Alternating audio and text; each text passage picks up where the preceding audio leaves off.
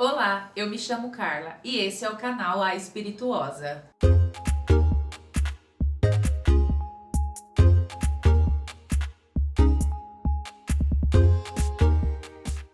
E se vocês gostam de temas como a espiritualidade, sejam bem-vindos a esse canal. E hoje eu vou falar para vocês sobre uma religião que eu tenho muito carinho.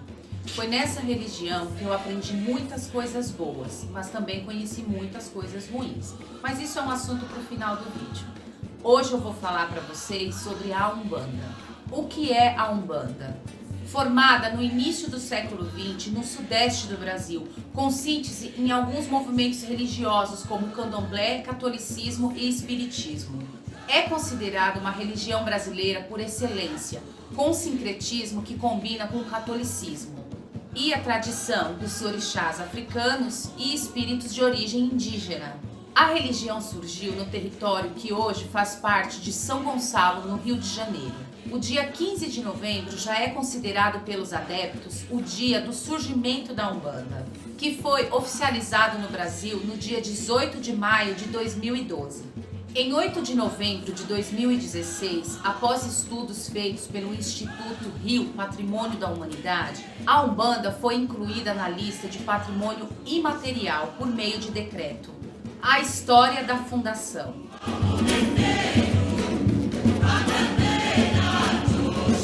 No final de 1908, Zélio Fernandino de Moraes, um jovem com apenas 17 anos que estava se preparando para ingressar na carreira militar na Marinha, começou a sofrer com ataques. Sua família, que era tradicional e muito conhecida na cidade de Neves, estado do Rio de Janeiro, foi pega de surpresa pelos acontecimentos. Esses ataques eram assim: às vezes ele tinha a postura de um velho, falava coisas desconexas e sem sentido e parecia ter vivido em outra época. Em outras vezes ele parecia um felino que conhecia muito sobre as coisas da natureza. Os pais dele decidiram levar ele num médico. Esse médico era tio dele. Depois de vários dias examinando ele, o tio dele disse para os pais que era melhor eles levarem ele a um padre, porque aquela loucura dele não se enquadrava em nada que ele já havia visto. Ele chegou até a cogitar que o rapaz estava endemoniado. Mas aí, alguém da família disse que isso devia ser coisa de espiritismo e falou para os pais deles levarem ele na Federação Espírita de Niterói, que na época era presidida por José de Souza. No dia 15 de novembro, Zélio foi convidado a participar da sessão e foi dado um lugar a ele na mesa. Tomado por uma força que ele não controlava e contrariando as regras da sessão de não poder levantar da mesa, Zélio levantou e disse: "Está faltando uma flor aqui." Saiu, foi até lá fora, no jardim, pegou uma flor, voltou e colocou a flor no centro da mesa. Isso causou um certo tumulto na sessão. Logo depois restabeleceram a sessão. Alguns dos médiuns kardecistas começaram a receber espíritos que se diziam negros escravos e índios. O dirigente do trabalho achou aquilo um absurdo e falou até com certa grosseria que eles não tinham evolução espiritual e mandou que eles saíssem dali. Após esse incidente, o jovem Zélio foi tomado de novo por uma força estranha e através dele falou: "Por que repelem a presença desses espíritos e nem sequer dignaram a ouvir as suas mensagens? Será por causa de suas origens sociais e da cor?" Foi aí então que começou uma conversa acalorada. Os responsáveis pela sessão tentavam doutrinar e afastar o espírito desconhecido, que desenvolvia uma argumentação muito segura. Foi aí que um médium vidente da sessão perguntou: "Por que o irmão fala nestes termos? Pretende que a direção aceite manifestação de espíritos que, pelo grau de cultura que tiveram enquanto eram encarnados, são claramente atrasados? Por que fala deste modo, se estou vendo aqui na minha frente um jesuíta e sua roupa branca reflete uma aura de luz? Qual é o seu nome, irmão?" Foi então que o espírito respondeu: "Se querem meu nome, que seja este. Sou o caboclo das 7 encruzilhadas, pois para mim não haverá caminhos fechados. O que você vê em mim são restos de uma existência anterior.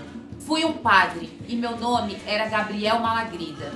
fui acusado de bruxaria e queimado na fogueira da Inquisição em Lisboa, no ano de 1761. Mas, em minha última existência física, Deus me concedeu o privilégio de nascer como um caboclo brasileiro. Anunciou também o tipo de missão que ele trazia do astral.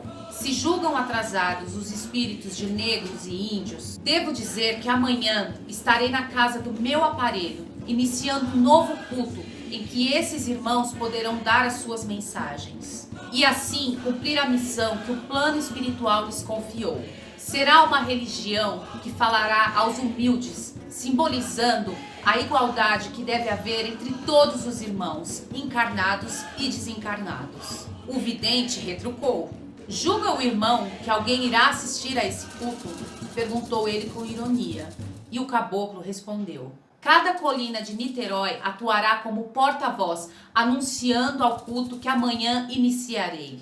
E só para finalizar, o caboclo completou: "Deus, em sua infinita bondade, estabeleceu na morte um nivelador universal. Rico ou pobre, poderoso ou humilde, todos se tornariam iguais na morte. Mas vocês, homens preconceituosos, não contentes em estabelecer diferenças entre os vivos, procuram levar essas diferenças até mesmo à barreira da morte. Por que não podem nos visitar esses humildes trabalhadores do espaço? Se, apesar de não terem sido pessoas socialmente importantes na Terra, também trazem mensagens importantes do além." E no dia seguinte se aproximava a hora marcada na casa da família Moraes. E já estavam lá os membros da Federação Espírita. Na verdade, eles só estavam lá para comprovar se era verdade mesmo tudo que eles tinham presenciado no dia anterior. E estavam lá também parentes próximos, amigos, vizinhos e do lado de fora da casa uma multidão de desconhecidos. Às 20 horas em ponto, o caboclo das 7 encruzilhadas se manifestou e disse que naquele momento se iniciava um novo culto e que espíritos de velhos africanos que tinham sido escravos e que agora, como desencarnados, não encontravam campos de atuação em seitas negras, já que essas estavam distorcidas e somente praticavam a feitiçaria, e que os índios de nossa terra poderiam trabalhar em benefício dos nossos irmãos encarnados, qualquer que fosse a cor, credo, raça ou condição social. A prática da caridade seria a principal característica desse culto, que teria por base o Evangelho de Jesus. E deu então ao novo movimento religioso o nome de Umbanda. E assim foi fundada a tão querida Umbanda, uma religião voltada totalmente para a prática da caridade, onde as pessoas abrem mão de suas vidas sociais e familiares para simplesmente ajudar ao próximo. Porém, hoje em dia, infelizmente, muitas pessoas usam o nome da religião e até suas práticas para fazerem o mal, ou simplesmente só para obter um retorno financeiro.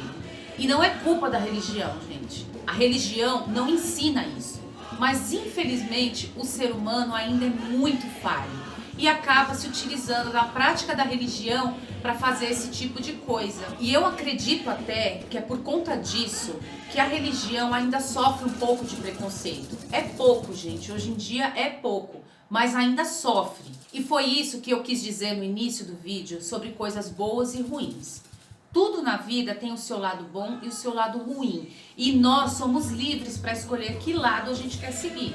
E nos próximos vídeos, gente, eu vou contar um pouco para vocês sobre a ritualística da religião e desmistificar também algumas coisas para vocês, como o lado da esquerda da Umbanda, que são Exus e Pombagiras. E é isso, pessoal. Esse foi o nosso vídeo de hoje. Se você gostou, já deixa aquele like. Lembrando que nós temos vídeos toda segunda, quarta e sexta-feira. E não perca nosso próximo vídeo.